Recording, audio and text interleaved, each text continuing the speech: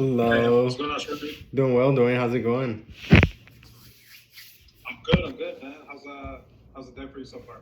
Doing good. Pretty busy, productive, but it's been a good day. I just put together a new desk setup, so been eventful. Nice. How about you? Same man. It's been super crazy. Had back-to-back calls all day. I'm probably on call number like I don't know 20 or something Jeez. today, so it's been nuts. Yeah, I know how that can be. But it's also a good problem to have, to be honest. I'd rather have like 20 calls than none, right? Facts. Um, but anyways, like what's going on in your situation now? So like I saw you applied, but but you're from Michigan, but you applied to our Jacksonville territory.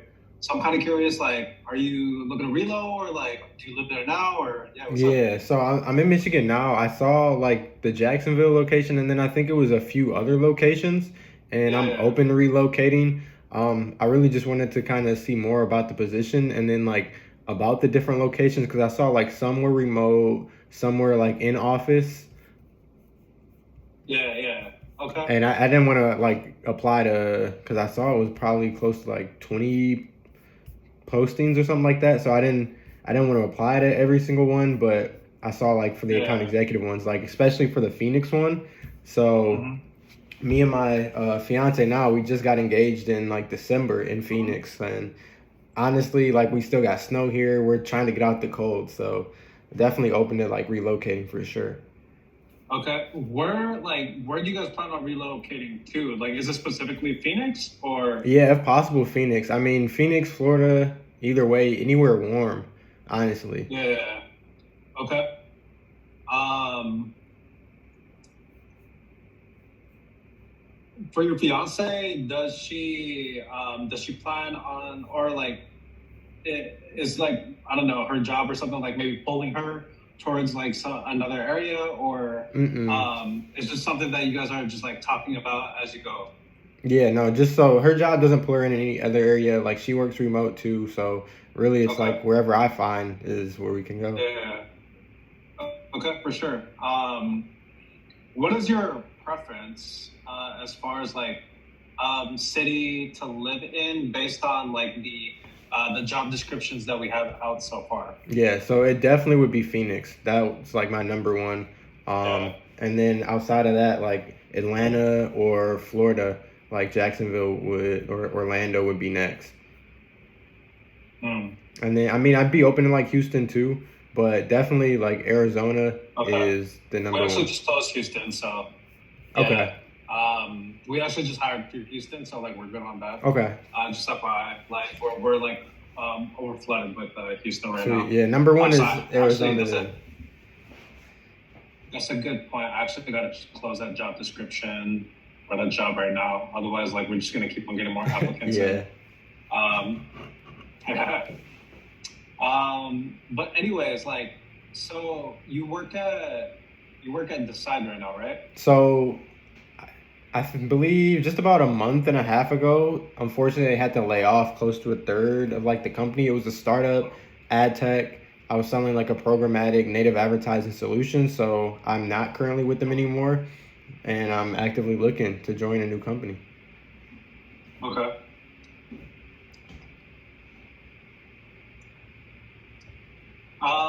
When did they lay you off, man? And like, dude, I'm sorry about that. That sucks. Like, Yeah, no I know worries. how it feels. Like, I've been laid off before, so definitely empathize. But yeah, what was that?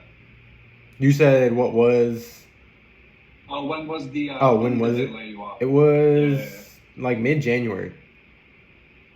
Mid January. Yeah. Okay.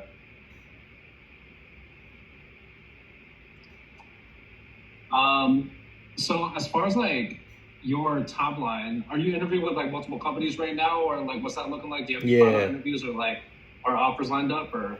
I've declined a few offers. I would say maybe a couple, and then I am interviewing like with some other companies right now too. So I just got off an interview Okay. earlier today, like with Podchaser, and then Okay. Podchaser. They're Mm. a smaller startup, like in the podcasting industry, and then Oh, okay. yeah. So I've had a couple interviews. Okay. For sure. What made you decline the other offers, if you don't mind me asking? Yeah, honestly, they just weren't like it around the pay that I was looking for the responsibilities and things that they would want me to be doing. Okay.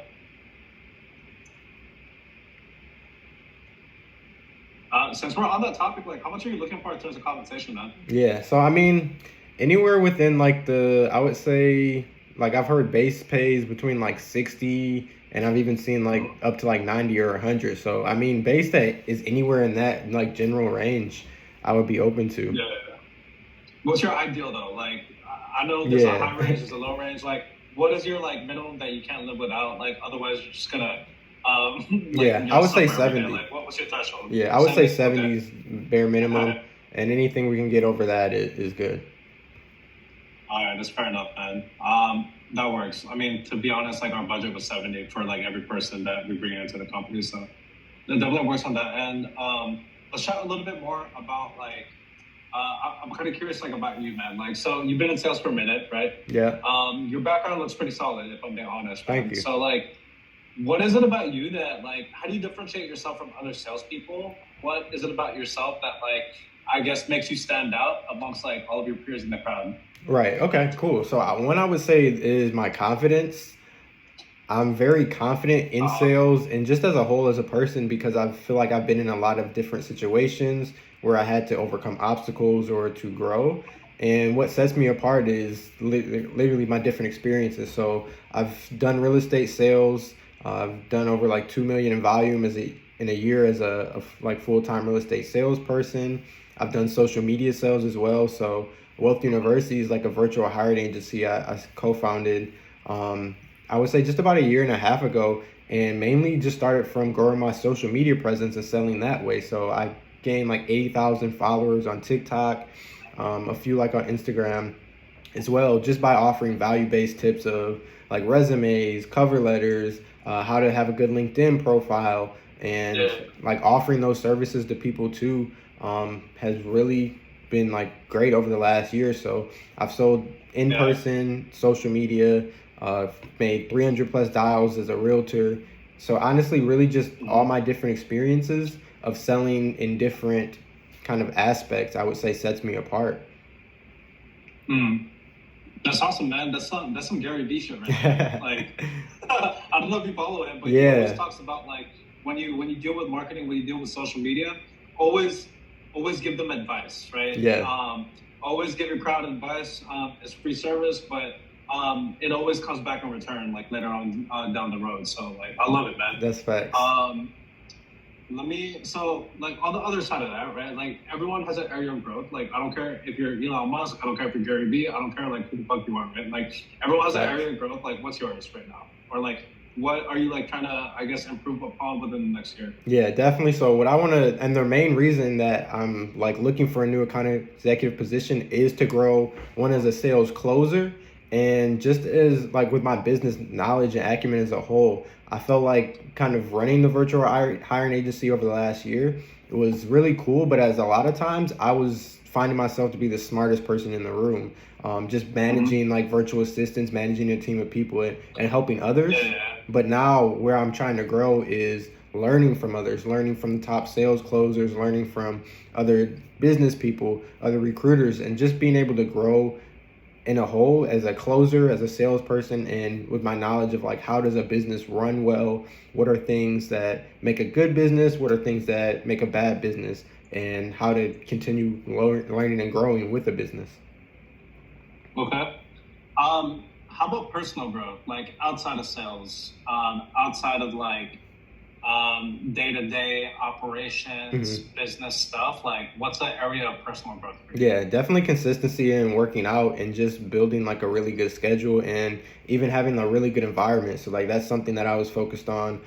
Just being able to, I got a new like desk setup for myself to have everything in one place, to be on a really good schedule every day of waking up, working out first thing in the morning, and then I've got my own space where everything's organized and I can come back and get to Yeah. work. So just What do you think's held you back from that, like historically? what I would say historically is not being Yeah. completely organized, honestly. Like from doing different sales roles from being a real estate agent. A lot of that is you're doing everything for the business. So as a real estate agent, you're cold calling, then you're going on meetings, you've got clients you've got to follow up with, you've got clients you want to try and get. So just being all over the place in a lot of different roles, I would say, has kind of made it harder to stay organized. So that's something I want to do now at like a higher level and a faster pace. Okay. It makes sense, man. Like, what was it about, I guess, Trava that made you apply? Like, what was it about us that like really stood out for you? Yeah, so one is the main thing is you're connecting people who are looking for work with the companies that need work. And to me, any business model that's kind of like in the middle flow of money is a great one, especially when you're solving a problem like hiring and connecting. I believe it was like you're connecting light industry workers. You do like event space, event planning, and that's a giant industry. I think it said like $40 billion industry. And I've seen a lot of other partners like InstaWork, for an example, or just companies in that space flourishing over the last few years. So it's honestly one of the biggest problems that has needed a solution for decades. Finally, it's getting solved. Yeah. Okay. Dude, that definitely makes sense, man. So with us as a company, I mean, obviously there's massive opportunity, right? We've only been around for a year and a half, a year and some change. Like, to be exact, it's been like a year and 8 months. Okay. Okay. There are 31 of us in the company in total. Cool. We have 3 more joining next week, so it's gonna be 34. But to be honest, we're doubling in size because of growth in every single area of the business right now. Sweet. And basically, it's a straight line, pretty straight up. I mean, like, we're one of the very, very, very, very select few tech companies that is doing well in the tech ecosystem right now. I mean, you've seen, like, I'm pretty sure you've seen layoffs left and right. Yeah. You see the news, like Meta, they just got like 10K people the other day, and there's going to be another round with Amazon, and it's just happening across the board, right? Yeah. But startups, like, we're in a pretty unique position, right? Especially to withstand an economic downturn. If you think about it, as more companies start to lay people off, then where are they going to turn to? Short-term labor, right? Yeah, exactly. Or contractors. And this is the gap or the hole that like we're directly providing for the economy, right? And with our product, man, like it's pretty insane. Like, if we look at historical statistics within the staffing industry, there are so many players out there, right? Yeah. There's Randstad, Robert Half, Aerotech, Michael Page. I can just go off for days. They all sell the same product. It's literally the same thing. And like, I know this because I was that dude at Randstad about 8 years ago, trying to sell a service that every single other staffing agency is selling with no like obvious value proposition except for myself. Like, I was essentially selling myself and saying like, hey, like, I promise I can deliver, right? But you don't have to do that anymore because like with our product, it's essentially pretty easy to sell, right? Like, there is if you look at statistics, staffing industry has been able to cover a 47% fill ratio with a 5 to 7 Yeah, I day. saw that. So like it's pretty insane if you think about it, man. Like it takes 5 to 7 days for these roles to get filled, but you're only able to guarantee half essentially. Yeah, that's terrible. Yeah, like for example, one of our clients is the FTX Arena, right? FTX Arena, they request 8 people from Randstad, they'll get half filled. But the biggest value proposition of us is we're able to do 100% same day. You request 8, you get 8 today. Yeah, right? That's insane. And the crazy statistic is it hasn't just been 100%, it's actually been 108%. And wow. You're probably like, how the hell do you get 108%, right? It doesn't make sense. So a lot of times, like, because of our unique supply and demand economics, like within our platform, we generally try to have an oversupply of workers, right? So when FTX Arena requests 8 more workers, like, can we get 8? We say, yeah, we can give you 8. We got you 8. We actually got an extra 2 or 3. Do you need an extra 2 or 3? They'll generally say yes because they've under-accounted for the resourcing that they actually need. Right. So that's where that 108% comes from. Like, I like that though. we oversupply. Yeah. A lot of times. You never know if you've got a no-show. That's super smart. Yeah, exactly. So with that, the platform isn't hard to sell. If I'm being frank, like the hard part of the sale is going to, I don't know, let's say a warehouse, right? And dealing with a warehouse manager that's been there for 30 years now. And he's probably like, I don't know, set in his ways. Like, you always get that analogy, you can't teach an old dog new tricks. Like, it's like, oh, like, I don't want to deal with an iPad or like technology. So like, how do you overcome that objection? It's obvious that this platform is better for us, right? It's easy to sell to like someone that looks like me or you that grew up with like iPads and iPhones, but like, how do you overcome that with someone that's been in the industry for 30 years, right? Yeah. That's our biggest hurdle. That makes sense. Or one of our biggest hurdles, if I'm being frank. But the role itself, like, we're expanding as a company. So Phoenix is one of the areas that we're hiring for. I don't think we have an account executive there right now. Basically, you'd be running your own territory. You'd be running your own desk. You'd be empowered to sell your way. Like, there's no hand-holding really. Like, so if you're the type of salesman that is cold calling all day and just generating new business through cold calling, then do you. If you're the type of person that wants to be out in the field all day, meet people face to face, smile, etc., then that's what you should do. Sweet. Right? You know, as a culture, one thing I gotta say is, since we're early, we're all like really hard workers, right? So basically, every single person that we hire works long ass hours, okay? And the reason I say this is like, I know a bunch of people that were in the early Airbnb days, early Uber days, early Lyft days. They all generally say the same thing. We stayed late overnight. We worked our asses off.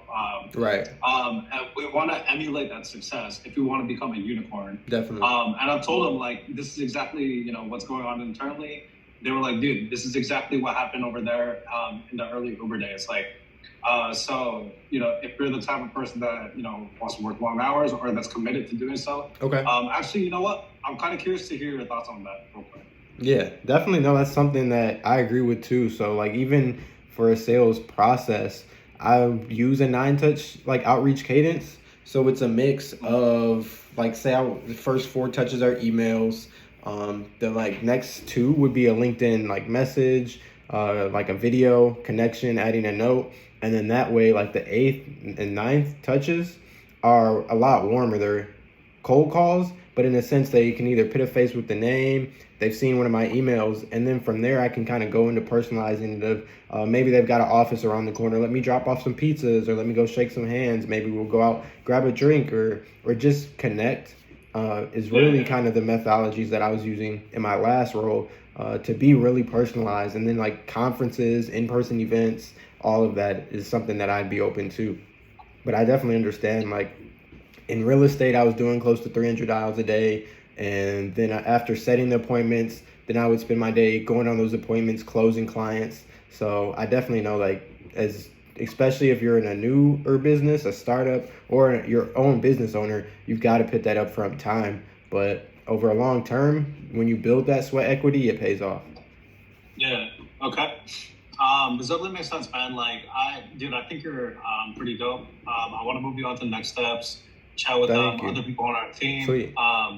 Basically, so normally we connect you with Alejandra, who's our head of sales. Okay. But she is out in the field doing a bunch of trainings this week, and then helping like our AEs get ramped up, etc. So I'm going to connect you with two of our salespeople or two of our territory managers. Sweet. Basically, these are people that you'd be working directly with. So if you could do me a favor and send me availability for that, then I'll go ahead and just schedule it. Basically, we're going to give you a prompt, and then you're going to pitch travel. You're going to overcome objections, and you're going to try to like do some fact finding and like help when their service is over. So it's going to be like a role play scenario, basically. Sweet, I love that. Yeah. And then after that, we'll probably connect you with Alejandra, who's our head of sales. That goes well, then you're going to chat with Mike, our CEO, for 20 minutes. If that goes well, then we'll do rep checks offer. Okay. Or reference checks and then offers. So do you got any questions for me or? Outside of that, I mean, is there any like case studies or outside information that you would recommend to kind of study and go over like for that pitch? I would just look at our website, look at our services, look at what we provide. I'll give you the exact prompt on what to expect, and then I don't know. You're a pretty creative dude. Like you seem pretty resourceful that you'll look stuff up and make sure you're ready. So yeah. Okay. Cool. It was a pleasure, Dwayne. Appreciate it. Yeah. Awesome, man. Yeah, for sure. If you do have any questions at all, though, please let me know. Definitely. But directions should be pretty straightforward. I'll be looking forward to your availability, and then I'll get you all scheduled up. Okay, cool. I can shoot that over probably in the next like 10 minutes.